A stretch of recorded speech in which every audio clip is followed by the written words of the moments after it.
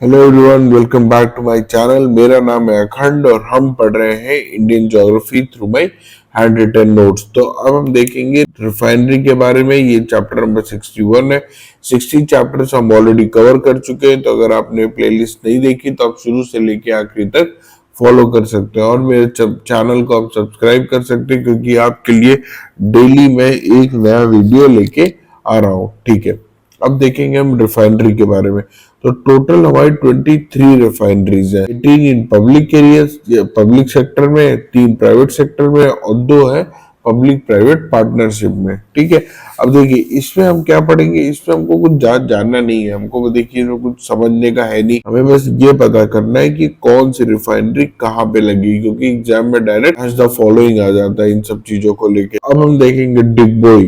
तो डिगबोई कहाँ है, तो ये हमारा आसाम में। फिर हमारा नुमालीगढ़, ये कहाँ है, आसाम में। गुवाहाटी का है, ये हमारा है आसाम में। फिर बोंगई गांव का है हमारा आसाम में।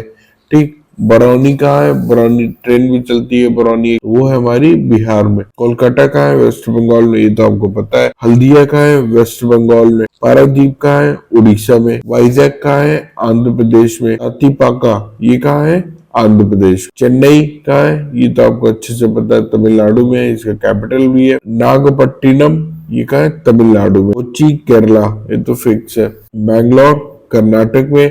ट्रॉम्बे महाराष्ट्र में। ठीक है, बॉम्बे के बाद ट्रॉम्बे।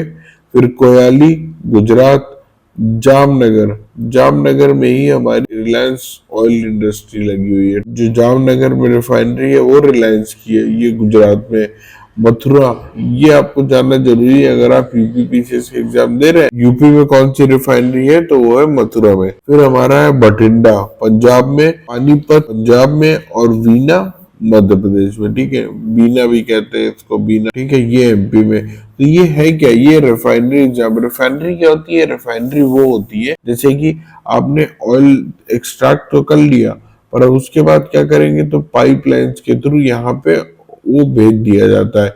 अब यहाँ रिफाइनरीज में उसको अलग अलग लेवल में सेपरेट करते हैं, यानी जो आपने रॉ मटेरियल भेजा है उससे पेट्रोलियम जेली, पेट्रोल, डीजल, ये सब अलग अलग निकाल लिया जाता है। ये जो 9 आउट ऑफ 18 है ना, जो हमने पीछे देखी है, ये आईओसी के अंडर है। आईओसी क्या है, इंडियन ऑयल कॉरपोरेशन, उसके अंडर है।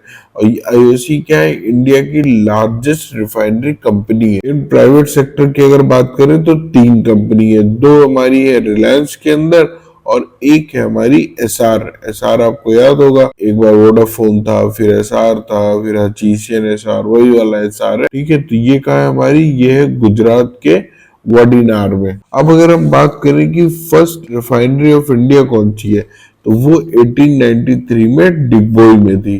ठीक है, 1893 डिगबोई। और 2016 में 23rd रिफाइनरी लगी इंडिया की, कहा, पारादीप में।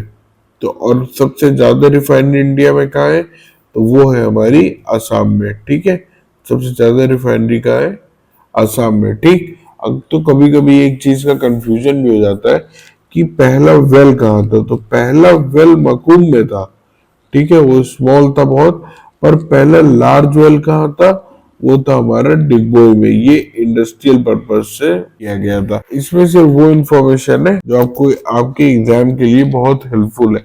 अब इसमें हमने रिफाइनरी पढ़ रही, अब हम देखेंगे इस रिफाइनरी में से निकलता क्या है, वो हम देखेंगे नेक्स्ट चैप्टर में, जिससे हम नेचुरल गैस और इंडिया में जो पाइपलाइंस बिछाई गई है इन गैस के ट्रांसफर के लिए, वो कहाँ कहाँ पे, ये देखेंगे।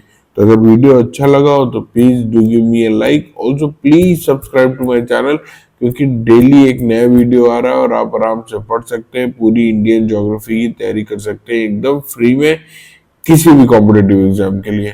Thank you so much.